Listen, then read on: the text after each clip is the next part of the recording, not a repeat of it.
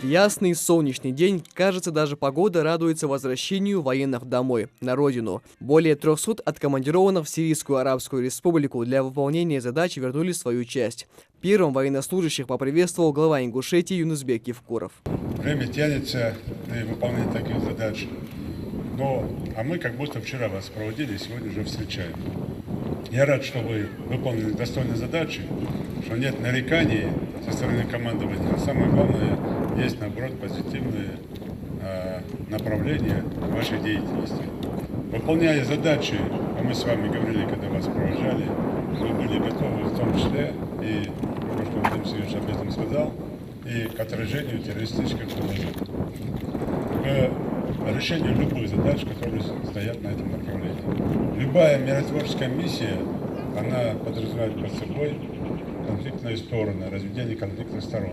И, конечно, что в одной, что в другой стороне всегда ищут виноватого. И в этой ситуации сложной, тем более в вашей зоне, конечно, вы достойно вышли из такой сложившейся ситуации, выполнили задачи и не посмотрели честь, достоинство как страны, как вооруженных сил, так и республики. Я вам искренне за это благодарен. Хочу сказать за это спасибо. На торжественном мероприятии также кадеты и юноармейцы, которые не просто знают о военной службе, а готовят себя к ней уже сейчас. Мы должны всегда стремиться к этому и быть всегда примером. Похожим быть на них. Несколько месяцев подряд бойцы батальона военной полиции поддерживали моральный дух мирных сирийских жителей и как могли помогали им в этой тяжелой ситуации. Сегодня они рады своему долгожданному возвращению. Родственники ждали с нетерпением, как говорится. Теплый прием организовали, приехали, встретили. Мама накрыла стол, как положено. Я же опять же говорю, прошел теплый прием. Все рады, довольны, что все вернулись живыми и здоровыми. Я считаю, что это не только у меня, это во всех семьях.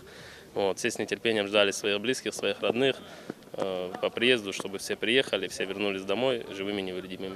Это не первая командировка военных полицейских из Ингушетии в Сирию. Они находились там с февраля. В их задачу входила охрана объектов группировки российских войск. Кроме того, батальон обеспечивал правопорядок в освобожденных населенных пунктах и безопасность мирных жителей. Сопровождал гуманитарные колонны. Командиры рапортуют, батальон вернулся без потерь. Все задачи выполнены в полной мере. В целом, то, что говорит о том, что личный состав подготовленный, и уже не первый раз выполняет эти специальные задачи.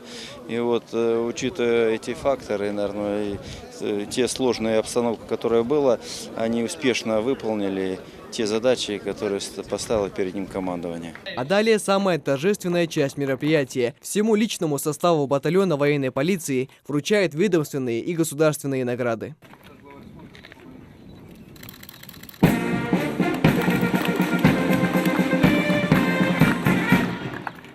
А в завершении мероприятия стройным маршем и под патриотический мотив традиционно бойцы батальона военной полиции прошли по плацу артиллерийской войсковой части. На протяжении нескольких месяцев, выполняя свой воинский долг за пределами России, наши ребята не ударили в грязь лицом и достойно выполнили поставленную перед ними задачу. Впереди у военнослужащих небольшой отпуск, а затем они снова будут готовы выполнить приказ, защищать Родину и отстаивать интересы своей страны. Михаил Тангиев, Султан Булгучев, Новости 24.